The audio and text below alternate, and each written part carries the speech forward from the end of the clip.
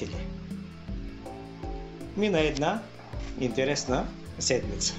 Една седмица, през която ние не само че осъществихме няколко планински похода.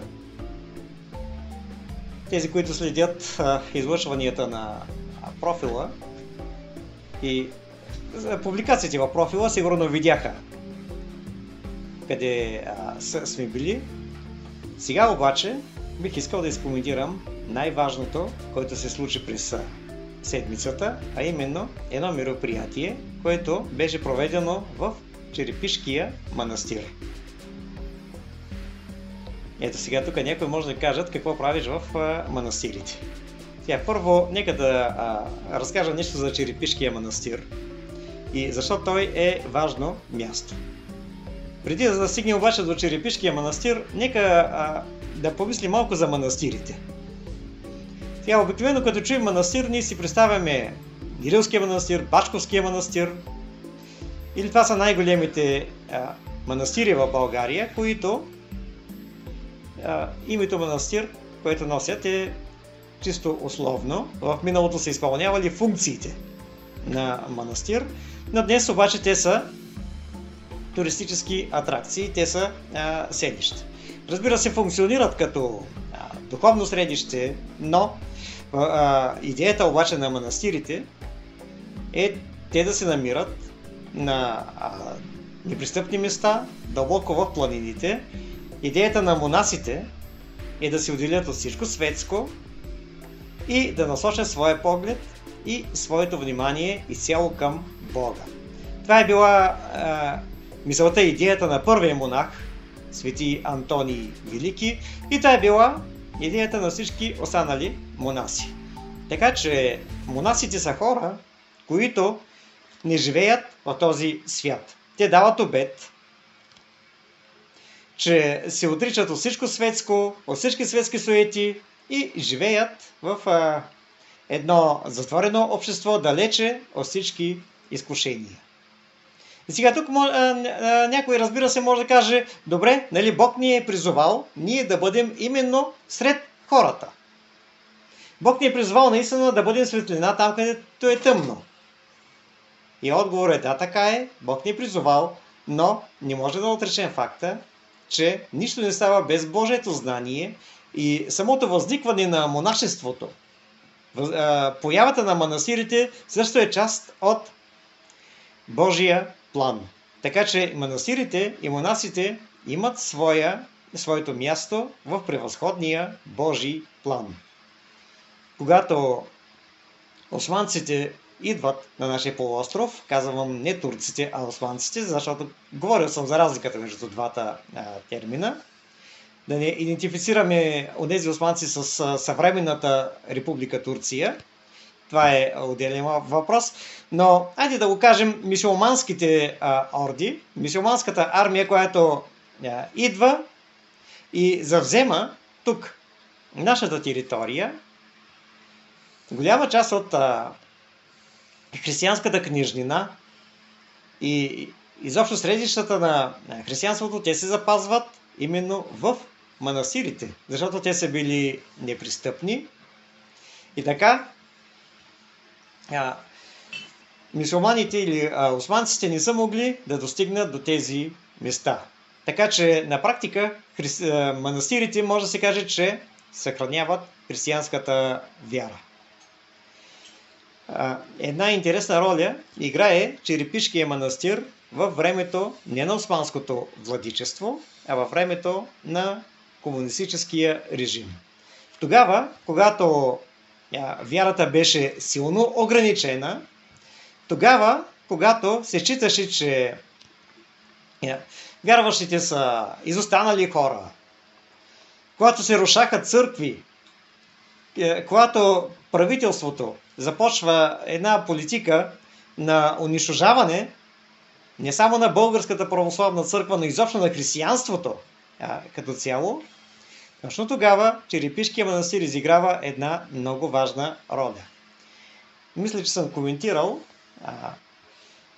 думи на тогавашния министър на образованието, сега не се сещам точно за името, но цитата беше от книгата на Даниела Калканджиева, върху която трябваше да пиша реферат за отношението между Българската православна църква и комунистическата власт, когато делегация от Българската православна църква отива при министра на образованието и се оплаква от това, че голяма част от образователните центрове, семинари и други са силно ограничени и са превърнати в други институции.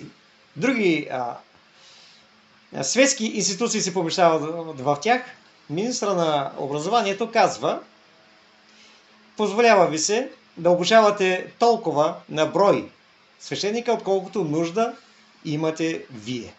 Защото ако обучите повече, естествено е, че тези повече да се намерят място в светските институции, а ние, нали, казва този човек, не искаме тази утайка в нашето общество. Интерпретирам думите, не си ги спомням точно наизуст, но горе-долу така звучаха думите. Във всеки случай политиката е било духовното образование да бъде толкова сгъстено, толкова скъсено, че църквата не им се позволява да обучава повече кадри от толкова, колкото има нужда. Има нужда от 5 свещеника, 5 души ще обучи. Не повече. Повече не се позволява.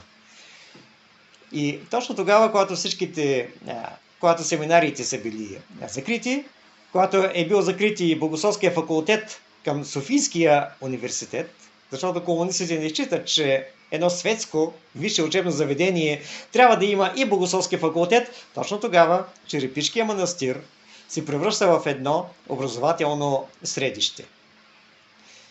Там са били обучавани свещеници, там е открита семинария, там е преместен и Богословския факултет, обаче не вече като Богословския факултет на Софийския университет, а като духовна академия, която да позволи и висше духовно образование.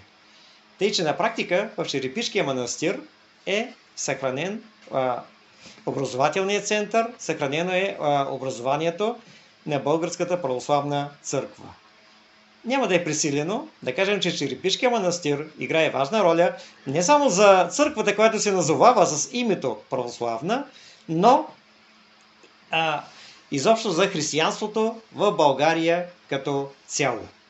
Така че Черепишкия манастир е един от факторите, благодарение на което тоталитарната комунистическа власт, сталинския режим в България, който властваше и върлуваше с пълна сила, не можа да ликвидира християнството.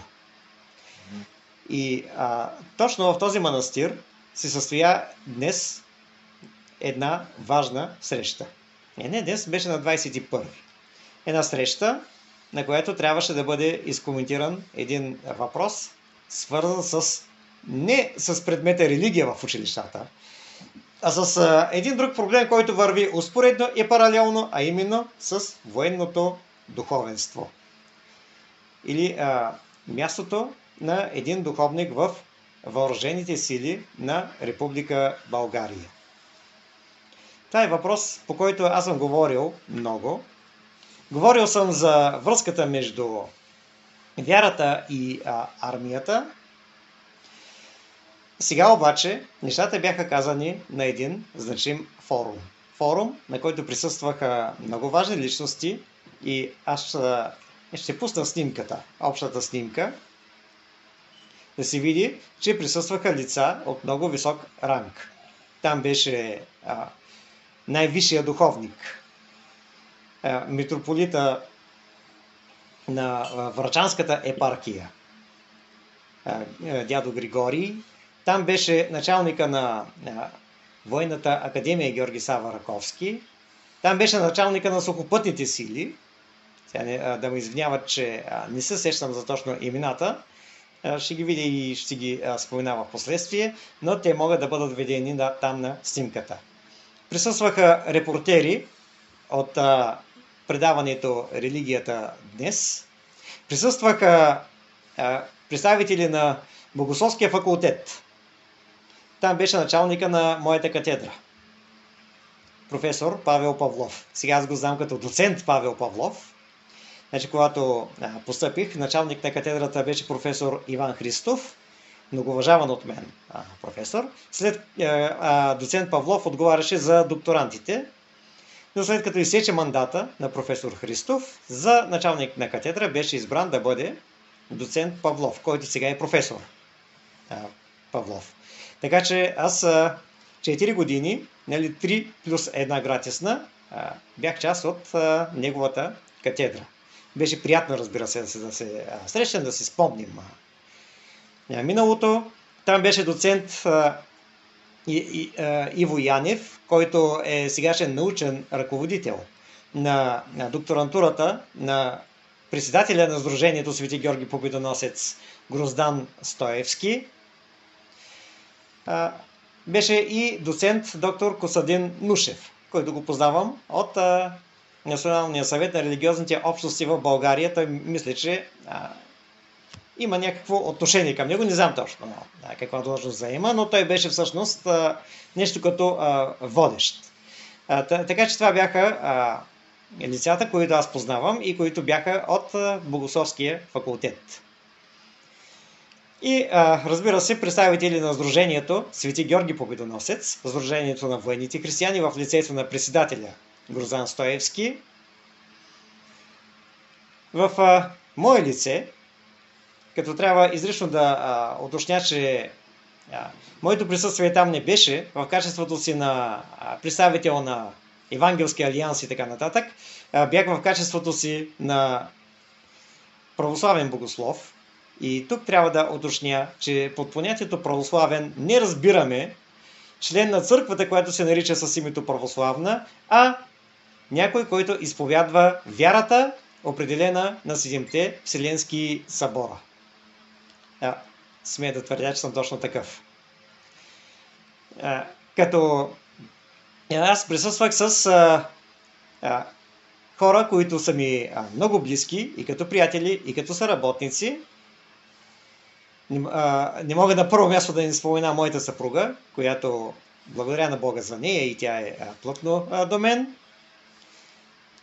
Веско Байчев, който го познавате, взема неведнъж отношение тук в различните клипове и с него ходим по планините. Едни от най-дивите походи сме правили с него, тъй да се каже, но той прекара и 2 години като кадрови войник в авиационна база Безмер и заслужено той заема своето място в движението. И разбира се, брат Недялко Вълчев, който е тук до нас. Сега не мога да обърна камерата към него, но мисля, че той самия ще вземе отношение. Може да не е бил военен, но той е прекарал също в армията като наборен военнослужещ. И той има отношение, понеже е част от това поколение, което са преминали през военно-полевите лагери и са преминали и през казармата, така че това е човек, който също добре знае какво е да си военен. Нали така? Брат Недялко също така. Брат Недялко е възпитаник на Висше духовно училище Свети Тривелий и аз се надявам той да продължи и своето обучение за капелан, като казвам капелан може да бъде не само в армията, капелани може да има и в болниците, и в затворите, и във всякакви институции, но отвори ли се врата на едно място, ще се отворят вратите на всички други места. Така че това беше с, както се изрази Гроздан Стоевски в неговото писмо, с цялата ямболска група. Но друг представител на движението беше колегата от Богословския факултет Звезди Каменарски, също един наш много добър приятел, богослов. Както виждаме, движението е надденоминационно и отношение в него може да взимат не само представители на дадена конфесия. Самия Гроздан Стоевски е бивш военен. И сега тук ще разкажа и няколко думи, да разкажа исторически как тръгва всъщност всичко. Значи, професор Павлов изнесе един доклад за мястото на армията в мястото на вярата и църквата в армията. Няма да повтарям неговите думи. Ще изчакам Гроздан Стоевски да пусне клипа. Интересна беше неговата лекция, която той изнесе. Но ако трябва да го кажем накратко, още ако се върнем в Новия Завет, когато отидаха войници при Йоан Кръстител и го попитаха, а ние какво да направим, Йоан Кръстител не им каза, хвърляйте мечовете и щитовете. Йоан Кръстител им каза, никого не насилвайте за пари и се задоволявайте с това, което получавате. Нали така беше? Да. Значи, Йоан Кръстител осъзнава, че армията е много важна институция в Римската империя. Армията на практика в Римската империя играе роля и на полиция, не само да защитава от външни врагове, но и вътрешни. Военният е човек, който има власт повече от другите. Военният носи оръжие, военният има право и да убива, но, разбира се, няма право неконтролируемо да убива.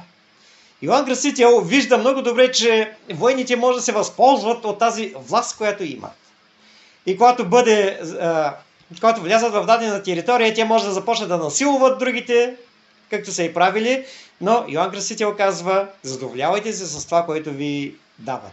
Или казвам с други думи, да не злоупотребяват с тази власт и с тази сила, която имат. Малко по-късно, римски стотник отива при Христос и го моли Христос да изцели неговия слуга. Каква милост има този човек? Виждаме, че макар и военен, той не казва, един слуга, голяма работа да умре, аз ще го заменя с друг. Не, този човек държеше на своя слуга. Би казал, че този човек е човек за пример. Исус не му каза, я първо хвърляй меча и копието, хвърляй оръжията и тогава ще си слугата. Исус дори го похвали за вярата.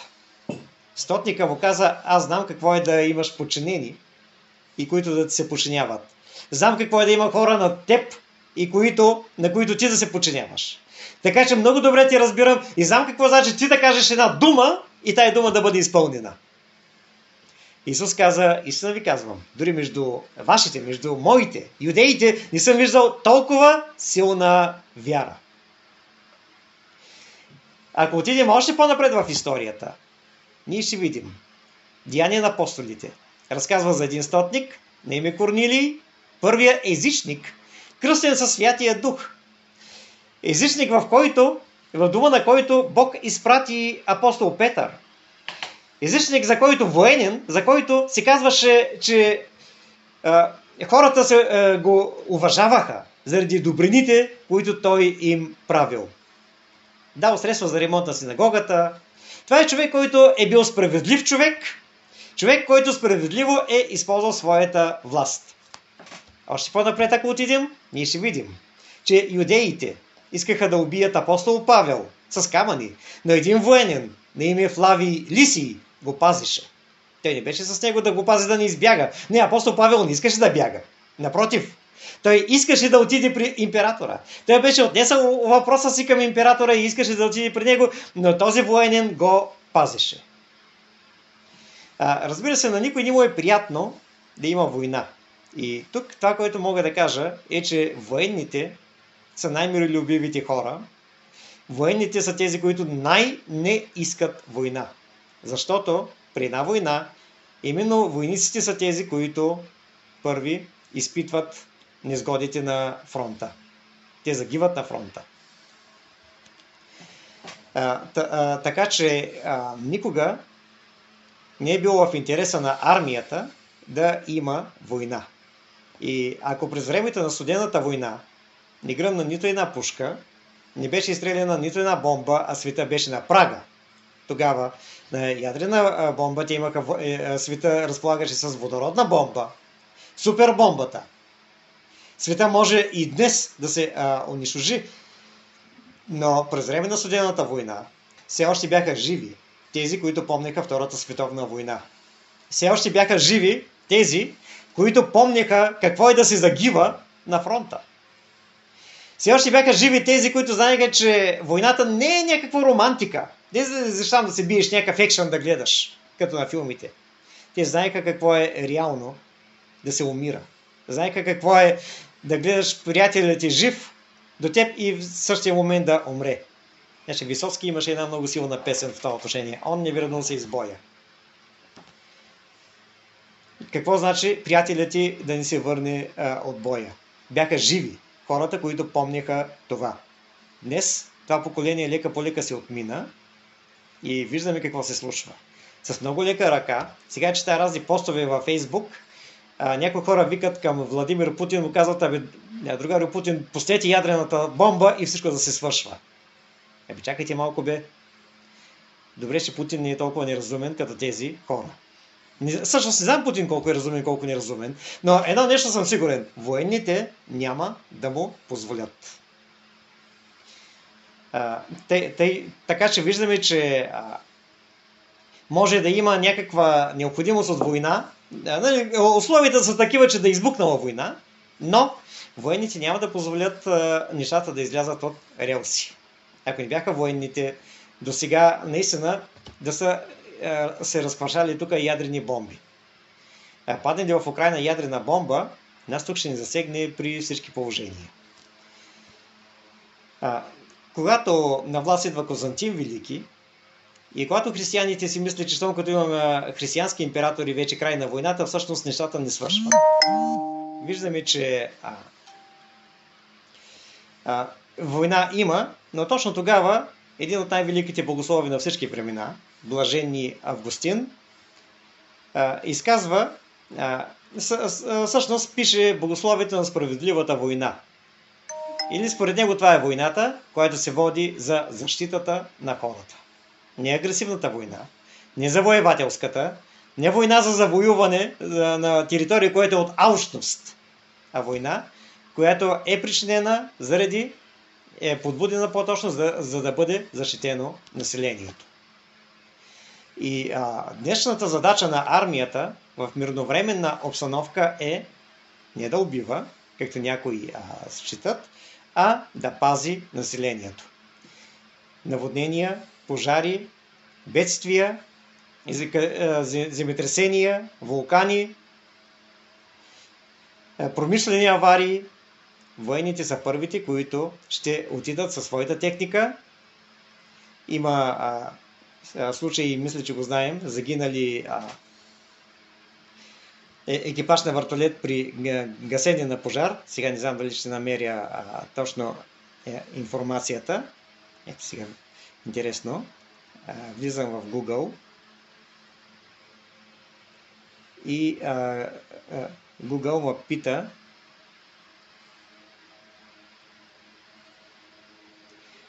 и иска да потвърдя, че не съм робот. И сега тук ми показва някакви картинки.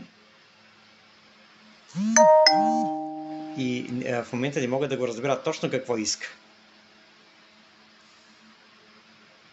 Select all squares with... къде се вижда мотор? Добре, тук вижда мотор. Тук...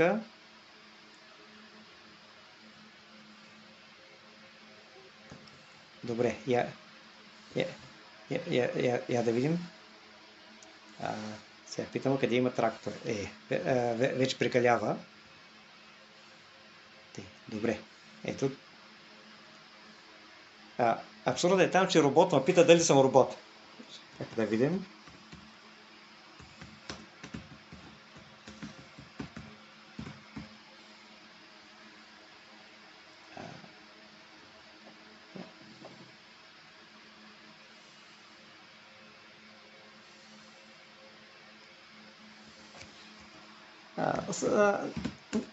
Няма значение, но все пак веднъж бях казал, да, ето, значи 4 души загинаха, след като хеликоптер. Сега виждам тук новината. Излизат ми сега разни реклами тук, които са много досадни. 4 души загинаха, след като хеликоптер се разби при потушаване на пожар.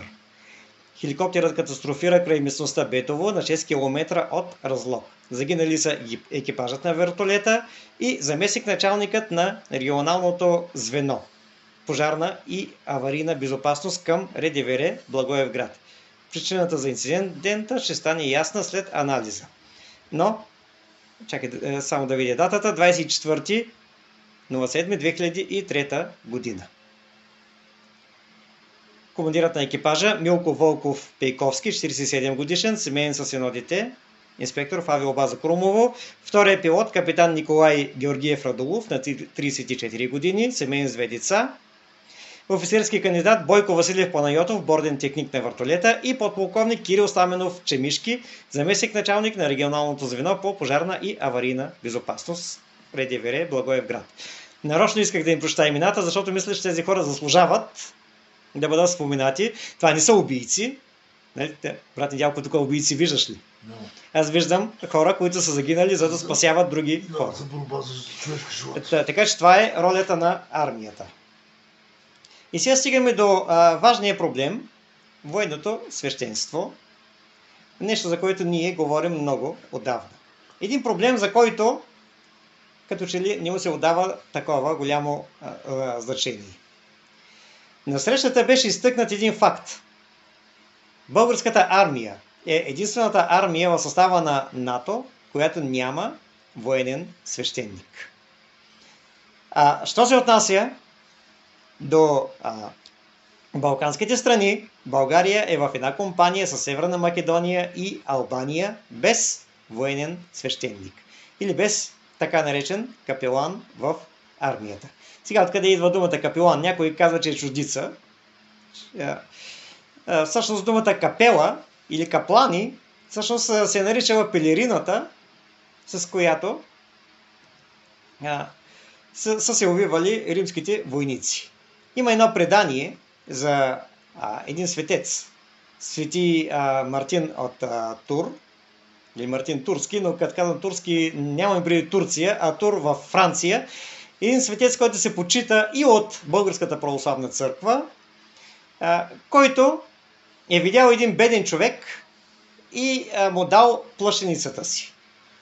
През нощта е сънувал сън, в който ангелски хор е пеел благодарствени песни към Свети Мартин, който е помогнал на Христос, на самия Христос. Значи, помагайки на бедния човек, всъщност Свети Мартин е помогнал на Христос. Нали, точно това са думите на Христос.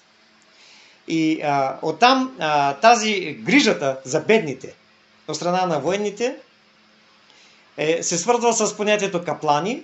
Оттам идва и думата капелан. Капеланът не е просто човек, който извършва обредни ритуали. Обреди и ритуали в армията. Нали, това е нещото, което каза отец Йордан Божилов, един изключителен човек, с който имах честта да се запозная лично и много се радвам, че се запознах с този човек. Ролята на военния духовник или ролята на капелана не е просто да извършва обреди и ритуали, но да обгрижва. И именно неговото душегрижителско служение беше в основата на магистърската програма по капеланско служение. Програмата беше разделена на няколко предмета, но най-вече се акцентираше върху душегрижителското служение на капелана. Капелана, който трябва да полага грижи за войниците, който трябва да бъде в състояние да утеши, да успокои онези войници, които са били, са преживели стресова ситуация, стресов инцидент, които са преминали през ситуация, застрашаваща живота им.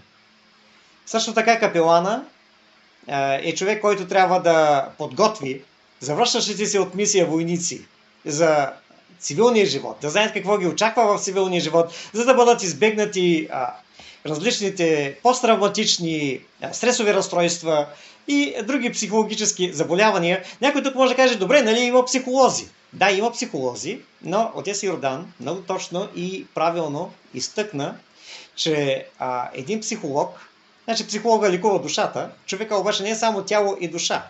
Тялото го лекува лекаря, психолога лекува душата, духа обаче, там където е връзката между човека и Бога, е ролята на духовното лице, ролята на капелана.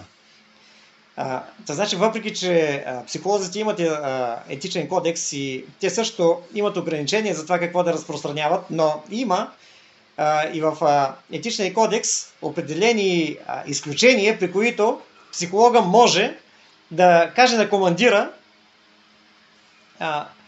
неща, които са доста пикантни, така да се каже, за дадения военнослужащ. Докато духовника пази тайната на изповедта. Значи духовното лице изслушва проблемите на военнослужащия. Той го изслушва. Изслушва какви страхове има. Неща, които военнослужащия може би няма да сподели с други. По страх от наказание или подигравки или каквото да е, но споделя с духовното лице. Духовното лице няма право да каже, да каже какво е научил, но има правото да отиде при командира и да каже: този войник да ни дава наряд примерно 1 месец. Командира няма право да разпитва защо. Длъжен е обаче да се съобрази с тези думи. Така че властта на духовното лице е доста по-голяма от властта на един психолог. Затова е много важен и високия морал. Всъщност имахме етика на капелана. Важен е и високия морал, който трябва да притежава един духовник, който служи не само в армията, но и в болницата и в полицията, затворите и по държавните институции. За съжаление, ролята или мястото на един свещеник или едно духовно лице в армията днес като че ли не се осъзнава. Или както каза и отец Йордан, мисля си, че той духовника е само за водосвети и за ритуали. И така като съм говорил с мои бивши колеги от армията, те не са убедени в нуждата от духовно лице. Но знаем обаче, че войници на мисия в Кербала, особено тези, които преживяха инцидента, при който загинаха наши войници, са търсили съдействието на румънския капелан. И, както казаха, на английски са се разбирали с него. За съжаление, наистина не се разбира напълно, но тук вече е важно командването да бъде убедено, че наличието на един такъв човек ще даде много голямо отражение върху ефективността на войниците. А и не само в армията. Вече говорих за болницата, за болниците и може би пак ще говорим. Говорих и ще говорим всъщност и за мястото и ролята на едно духовно лице или капелан в затворите, защото има нужда от такова лице и там. И мястото и ролята на духовно лице в парламента и изобщо в държавните институции. Като че ли в нашата страна все още липсва тази култура, още повече, когато четях различните дискусии относно преподаване на вероучение в светските училища. Вече изказах, ние няма сега да се връщам на този въпрос. Изказах резерви, но казах и защо са моите резерви.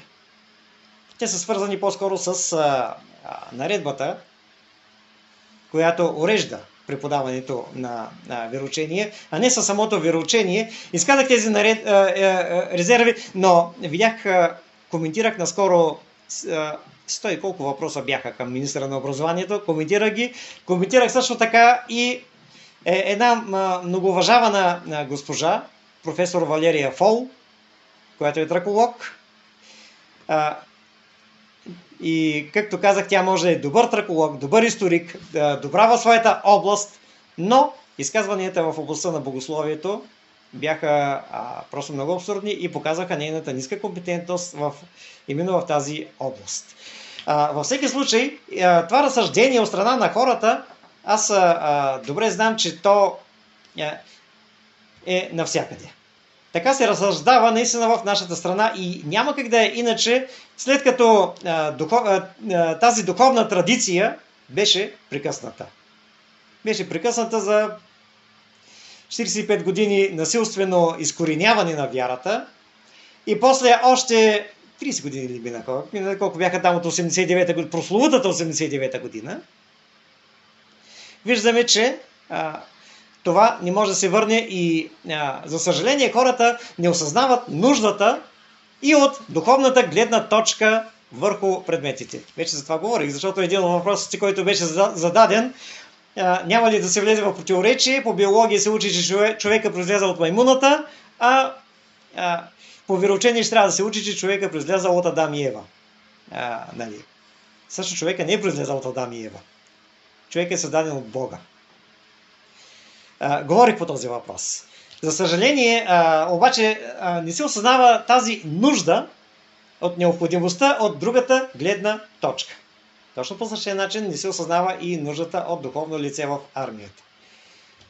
Сега Йордан Божилов спомена, отец Йордан Божилов, нека да имаме уважение към титлата, разказа неговия опит. Но аз мога да разкажа моя опит. Аз капелан не съм бил, но съм бил взводен командир във времето, когато имаше наборна военна служба. Сега тук мога да кажа някои негативни неща по отношение на някои наши пастори. Срещнал съм подигравателно отношение, свързано с проблемите на военнослужителите от страна на някои пастори, като примерно Григор от Пловдив или Гришата, колегата Гришата. От Пловдив говорихме веднъж всъщност по един от предметите.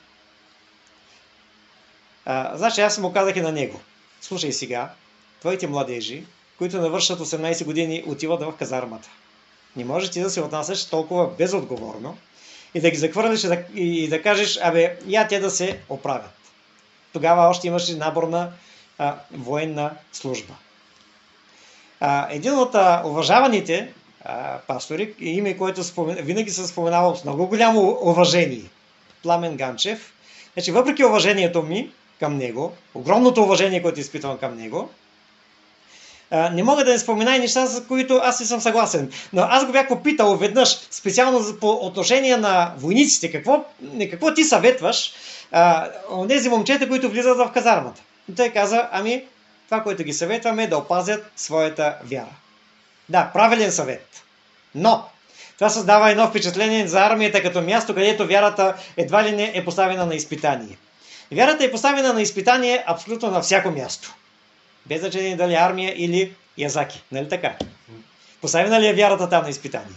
Да. Така че този съвет важи абсолютно навсякъде. Без значение дали човек ще постъпи в армията или не случайно споменавам предприятието в Ямбол Язаки, защото брат Недялко работил там. В Язаки има ли нужда от капелан според теб? Абсолютно. Да. Разбира се, виждаме, че навсякъде би имало нужда от такова лице. Но армията е място, където човек не само, че може да съхрани своята вяра, но е място, където може да разпространява благата вест, място, където може да служи и място, където той може да излезе една идея по-близо до Бога. Съгласен ли си? Абсолютно. Винаги има затруднения. Сега аз съм бил взводен командир. Бях командир на взвод за поддръжка на летателното поле. Заемал съм заместнически функции, началник щаб на ескадрила и в по-голямата част от времето си съм изпълнявал длъжността на началник щаба на тиловата ескадрила. Замесвал съм и командира на тиловата ескадрила. Взвода за поддръжка на летателното поле беше с ранг на рота, защото той беше самостоятелен взвод в рамките на ескадрилата, така че длъжността ми не беше толкова ниска, но имах на рамото си 3 звезди. Тези 3 звезди от една страна предизвикват респект у войниците, но от друга страна, когато те видят, че някой офицер се отнася към тях човешки, нормално, те са склонни с него да споделят всичко. Много бързо те разбираха, че аз не съм просто обикновен офицер. Бързо разбираха, че аз съм и вярващ, че аз съм нещо свързан с църквата. В началото се отнасяха така леко скептично, но бързо осъзнаваха нуждата от мен. Особено когато започнат да получават писмо от приятелките си, с текст станахме 3, познай кой е излишния. Нещо, което в 90% от случаите ставаше, или както казваше мой първи ротен командир, един войник след 40 ден е жив само за майка си. Единствената жена, която го помни. И точно в едни такива моменти те идваха при мен и споделяха. Аз им давах съвети, показах им съчувствие, молих се за тях, те проявяваха интерес и някои от тях, които виждах, че проявяват по-явен интерес, съм ги изпращал с нови завети.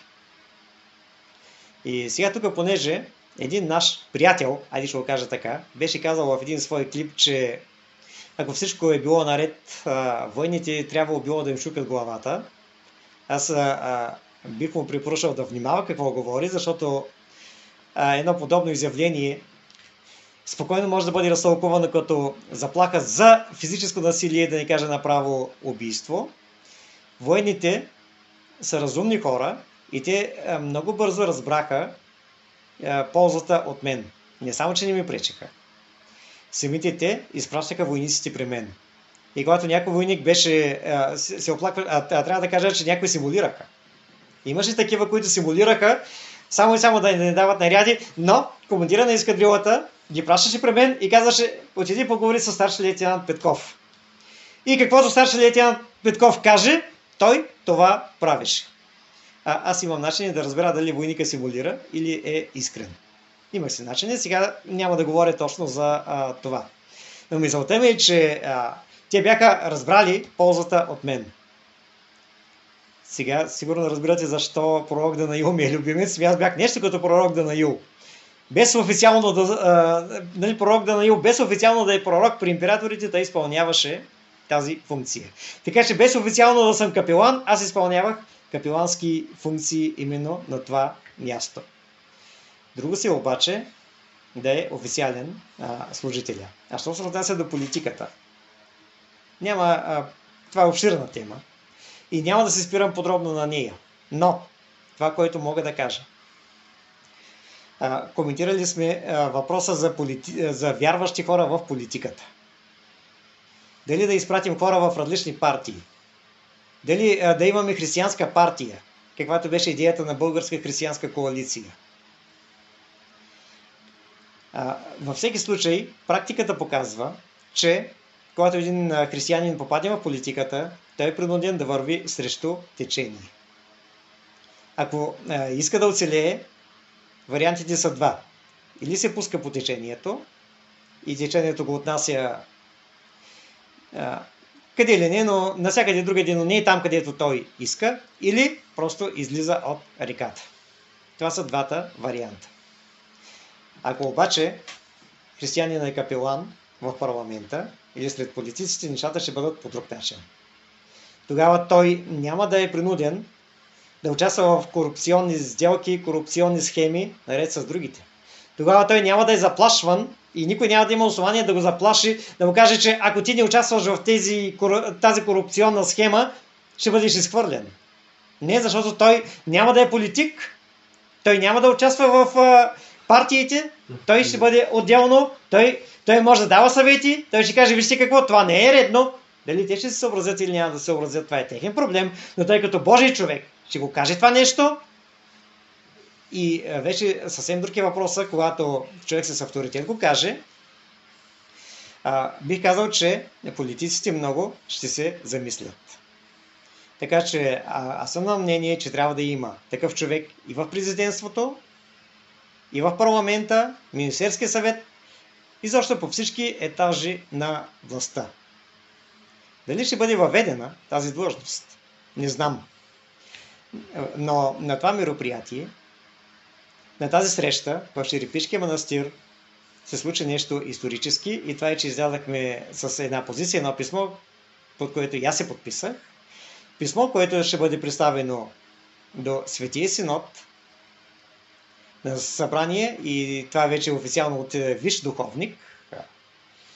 Ще бъде внесено и изобщо направи се една реална стъпка. Малка стъпка, но как беше на Армстронг думите. Малка стъпка за човека, голяма стъпка за човечеството. И ако бъде направен пробив в армията, аз мисля, че нещата ще тръгнат и в другите институции. Така че благодарим на Бога. Имахме наистина едно благословено време, в което имахме едно прекрасно общение. Иначе различните събирания, взаимодействие с православните колеги не датира от днес, дори професор Павлов беше много чуден от колко време. Преди 25 години беше проведена първата голяма конференция на хора, свързани с армията. Беше проведена в хижа Декотекс на Карандила, над Сливен. Сега сдружението е доста по-стеснено, така като състав, но продължава да функционира. Провеждани са различни срещи на различни нива, с различни духовници, най-вече Търновския митрополит Григорий. Ще се радвам да се запозная с него, не го познавам, но ще се радвам да се срещна, да се запозная с него. Говорили сме с различни богослови, професори от Богословския факултет и хора, споменах преди малко за колегата Звезди Каминарски, който директно е завършил Богословския факултет. Говорено е, но за първи път нещата стават толкова официални. И се надяваме наистина този път да има един по-сериозен резултат. Недялко, ако нещо желаете да сподели, беше там, чу. Абсолютно. Да, бях много доволен наистина, че и армията, и духовните лица. Я да обърнем се пак. Да, ето го. Здравейте на всички, радвам се, че можем да бъдем заедно, дори по интернет. Радвам се и за тази покана от организаторите и от Ангел Петков, мой личен приятел. Използвахме това време идеално за общение с вярващи и с православната църква, с хората от университетите, хората от управлението, както казахме, на най-висше ниво, и митрополика, и всички бяха застъпени, че трябва да има духовно лице в армията. И наистина, човек, когато е притеснен, когато нещо не върви или получи писмо, или нещо от близките си, или роднините си, трябва да бъде не само подкрепен, но духовно трябва да бъде подкрепен и това лице трябва да бъде на място. Там и най-вече тези, които са на първа линия на войните, не да търсим помощ от чужди капелани от други държави, но наш капелан, който на български да го разбере чисто и ясно и да го защити интересите на войника. Така че пробили се в армията, защото армията е нещо, което е много важна цел на държавата. Вярвам, че по затвори и по болница също ще има резултат да се пробие, защото там също има нужда на тези хора, които са лишени от свобода, на тези, които са в болничните учреждения, където са притеснени от притесненията, които преминават, един духовен учител, един духовен баща, който да ги насърчи с вярата, е много необходимо на този етап. И това, че тази малка крачка, която беше историческа, беше подписана официално с документ и беше очертано, се направи и като конституция, така това, което искаме да постигнем и това да бъде внесено в правителството, в митрополията и навсякъде. И това нещо да даде резултат за напред. И до това, че ще се отворят нови работни места, но не само това, но най-вече ще бъдат хората духовно осведомени и духовно освободени в тези учреждения, където има най-много нужда. И вярвам, че тази конференция, както каза и брат Ангел, че е малка крачка, но тази крачка може да стане и голяма, като първа копка да се постигнат тези резултати. Всички седнахме на обща маса и наистина всеки си изказа своето мнение и очакваме резултати, където нашия Господ ще отговори най-правилно за тази нужда. Ние също бяхме насърчени и видяхме как Иван Вазов там се е прекарвал времето, духовното време. Видяхме неговите места, където е почул, къде се е молил. Да, той е свързан манастира с Иван Вазов, както и с базовата пътека, по която ходи кръпаст. Да, е един от най-светлите писатели на нашето време, един революционер, който е имал в сърцето си да има духовна свобода между българите. Така че копката е направена, там е тръгнало началото и сега също ние искаме да възстановим това да бъде и в армията. А пък пробие ли се в армията, ще се пробие и в затворите, в болниците, в училищата и в големи предприятия, където има нужда за капелани. Да, както спомена нуждата, че дори да няма капелан, той е в армията като зворен, като началник, смяна, като ръководител, той е служил за тази цел.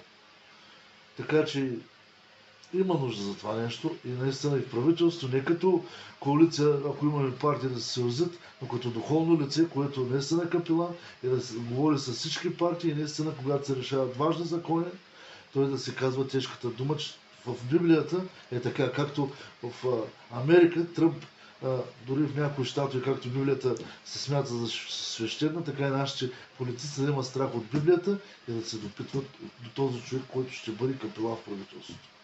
Затова, че има нужда и това, което се взе като решение, Бог да отговори най-добре. Благодаря за думата, която ми дадахте и наистина бъдете благословени.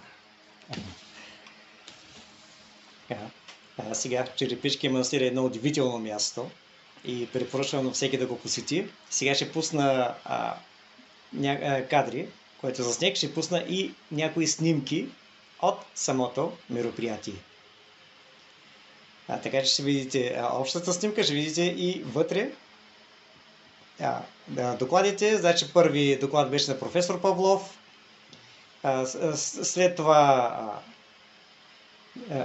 след него Ивайло Янев всъщност беше, който говори за ролята на вярващи в въоръжените сили.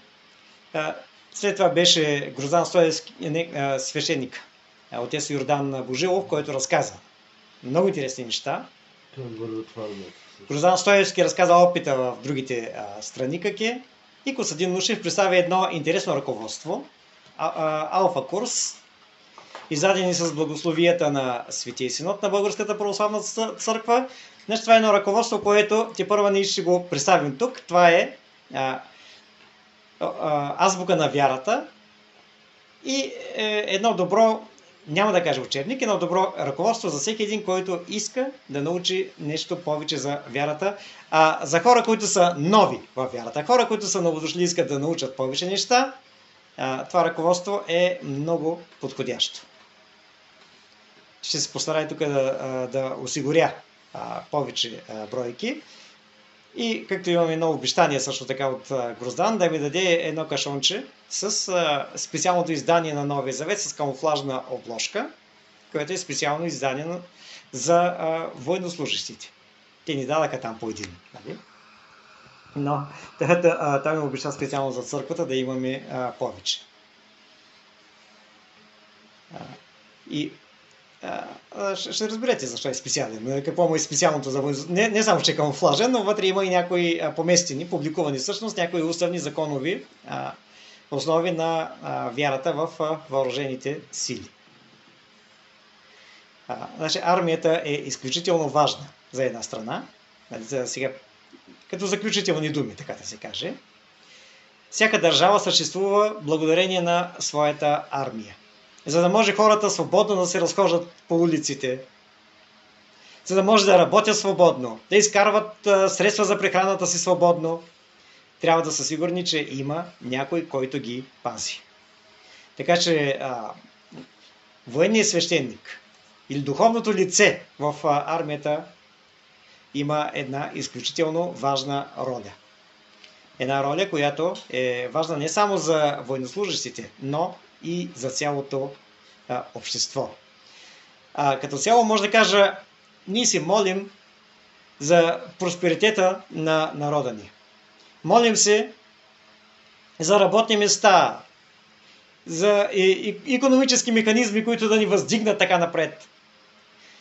Ето сега живеем в едно несигурно време. Около нас бушуват войни.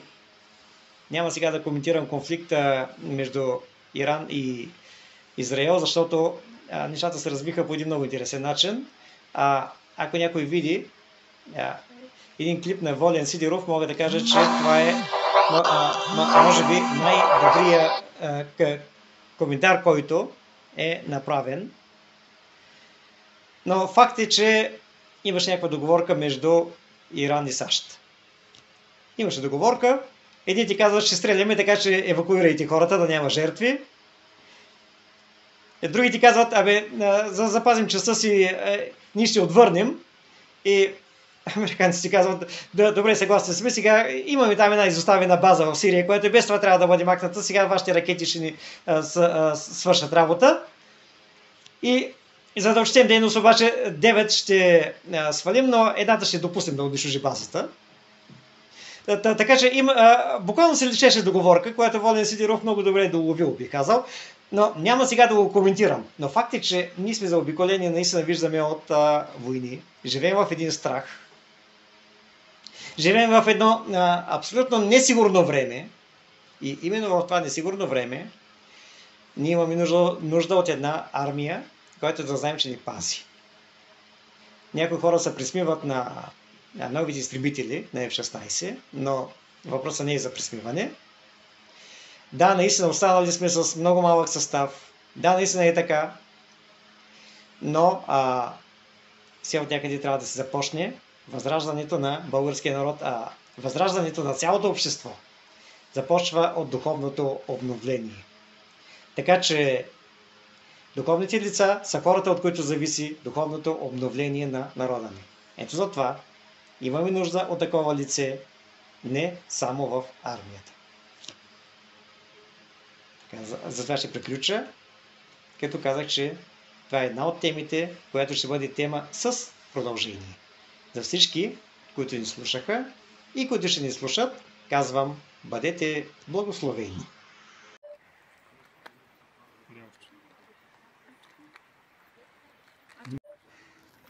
Това е Черепишкия манастир.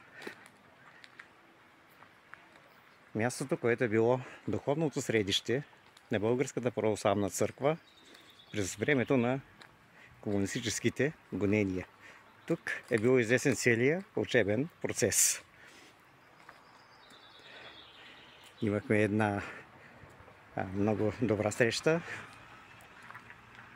Представители на Богословския факултет, на Военната академия, на митрополията и коментирахме военното свещенство. Разбира се, няма по-подходящо място именно от Черепишкия манастир.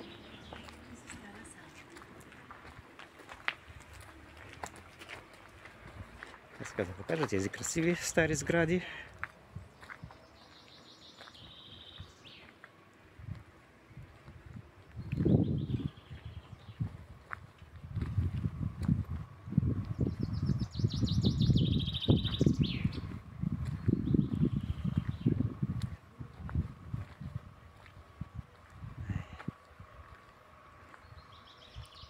Малък е. Разбира се, не може да се сравни нито с Рилски, нито с Башковския, но истински. Едно уединено кътче.